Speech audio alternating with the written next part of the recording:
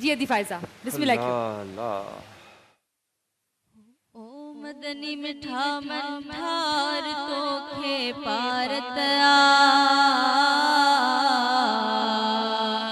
अड़न जा आधार तोखे पारतया अड़न जा आधार तोखे पारतया ओ मदनी मिठा मन ठार तोखे पारतया अड़न जा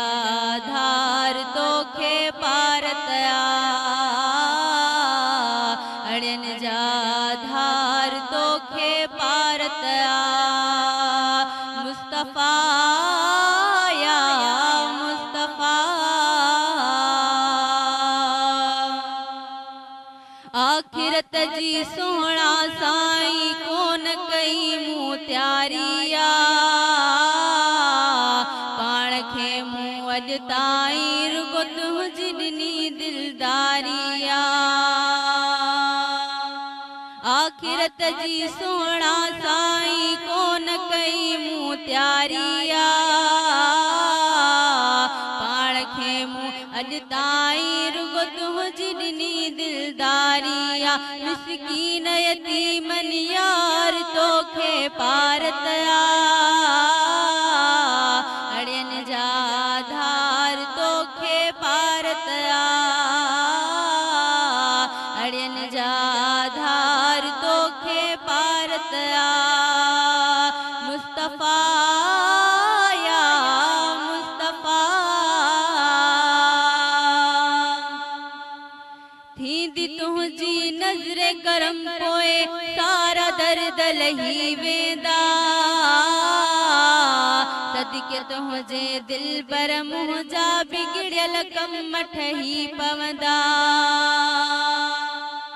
थींदी तुंहिंजी नज़र करम पोए सारा दर्द लही वेंदा सदके तुंहिंजे दिल पर मुंहिंजा बिगड़ियल कम ठही पवंदा कजा रहमत जा वसकार तोखे पारतया अड़न जा आधार तोखे पारतया अड़न जा आधार तोखे पारतया मुस्तफा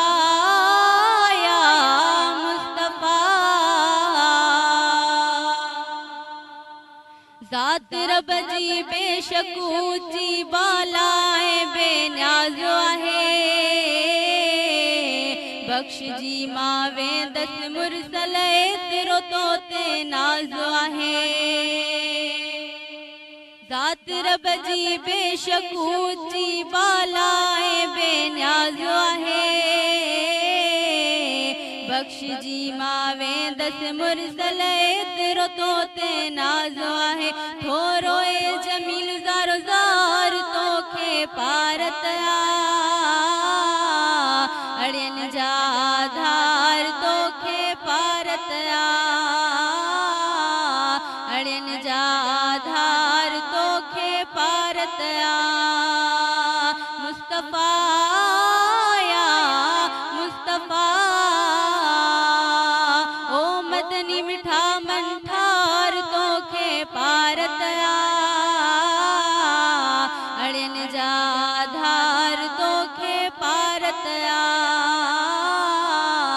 अड़न जा आधार तोखे पारतया सुभान अल्लाह खूबसूरत खूबसूरत ॾाढी खूबसूरत आवाज़ शोएब पहिरीं बि ॻाल्हि करे रही इहे नंढड़ियूं प्यारियूं असांजी इंस्पिरेशन आहिनि बल्कि जेको छोकिरियूं ॾिसनि थियूं उन्हनि जी इंस्पिरेशन आहिनि जेके बि सनाख़वानी करणु चाहिनि थियूं उन्हनि जे लाइ या त भई तव्हां बि अची करे सघो था खोड़ सारियूं ॻाल्हियूं कंदासीं शोएब ब्रेक बिल्कुलु भई टाइम त आहे ब्रेक जो वठंदासीं हिकु नंढड़ी साई उनखां पोइ मोटींदासीं तव्हां सां ॿीहर मुलाक़ात कंदासीं